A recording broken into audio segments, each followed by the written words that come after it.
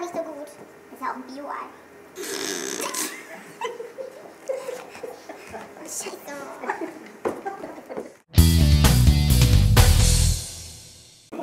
Was ist denn noch?